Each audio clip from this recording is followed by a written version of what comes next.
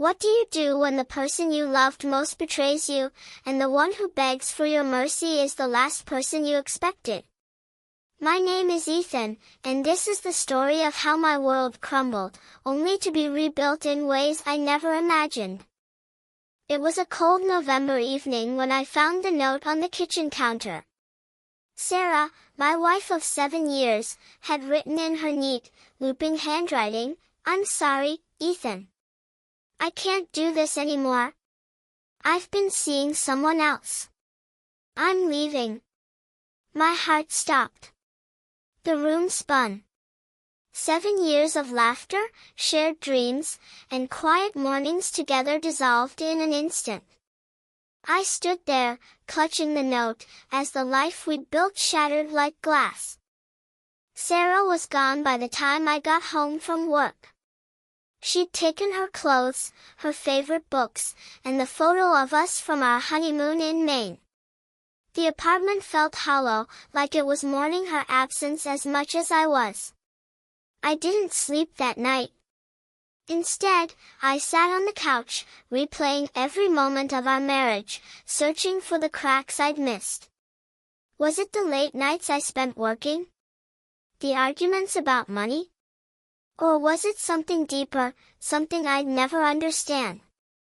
Days turned into weeks, and the pain didn't fade, it grew sharper, like a blade twisting in my chest. Friends tried to help, but their words felt empty. "You'll move on," they said. But how do you move on when your entire world has been ripped away? I stopped eating, stopped shaving, stopped caring. The man in the mirror became a stranger, hollow-eyed and broken. Then, 3 months after Sarah left, her father, George, showed up at my door. George was a quiet man, a retired mechanic with a gruff exterior but a kind heart. We'd always gotten along, bonded over football games and bad coffee at family gatherings. But that day, he looked different, older, frilier, his eyes red-rimmed and desperate. "Ethan," he said, his voice trembling, "I need to talk to you. It's about Sarah. And her son." Her son? The words hit me like a punch. Sarah had a child? George sat me down, his hands shaking as he explained. Sarah had been pregnant when she left me, but the child wasn't mine. It was his, the man she'd been cheating with, a coworker named Mark. She'd confessed everything to George after she left, too ashamed to face me. But there was more. Mark, the man she'd run to, had turned violent. He'd hurt her, left her bruised and broken, and when she gave birth to their son, Liam, Mark disappeared. Sarah was struggling, barely able to care for herself, let alone a newborn. George, with his failing health, couldn't take the boy in. He looked at me, tears in his eyes, and begged, "Ethan, you're the only one I trust. Please raise Liam. He's innocent. He deserves a chance." I wanted to scream. Raise the child of the man who destroyed my marriage? The child of the woman who betrayed me? Every fiber of my being shouted no. I wanted to hate Liam, to see him as a symbol of my pain. But then George pulled out a photo, a tiny boy with Sarah's blue eyes, clutching a stuffed elephant. Something in me cracked. Not anger, not hatred, but something softer, something I didn't expect, pity. I told George the first needed time. He left the photo with me, and for days, I stared at it. Liam's innocent gaze haunted me. I thought about Sarah, about the woman I'd loved, now broken by her own choices. I thought about Mark, a coward who'd left a child to suffer for his sins. And I thought about myself, could I let this boy become another casualty of our failures? Then came the twist I never saw coming. One evening, as I sat wrestling with my decision, there was a knock at the door. It wasn't George or Sarah, it was Mia, my younger sister, who I hadn't spoken to in years. We'd drifted apart after a fight over our parents' estate, and I'd assumed she'd written me off for good. But there she was, her face softer than I remembered, her eyes filled with concern.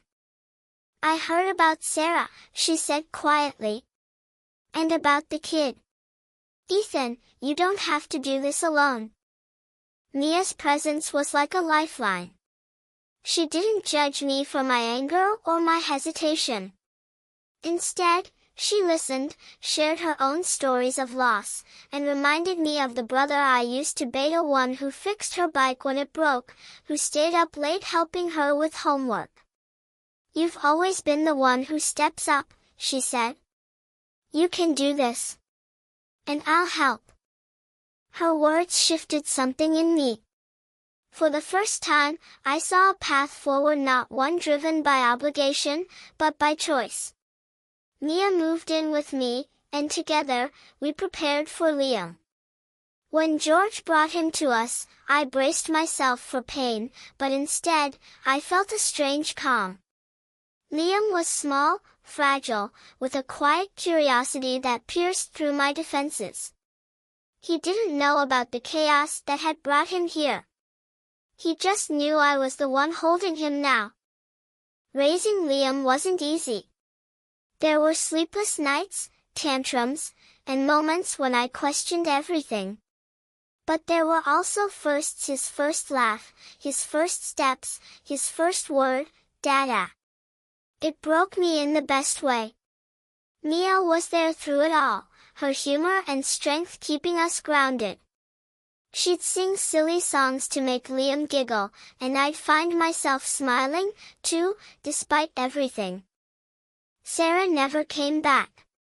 George told me she was trying to rebuild her life, but she wasn't ready to face me or Liam. I didn't hate her anymore. I pitied her, maybe even forgave her, though I wasn't sure. What I did know was that Liam wasn't her mistake or Mark's burden. He was my son now, in every way that mattered.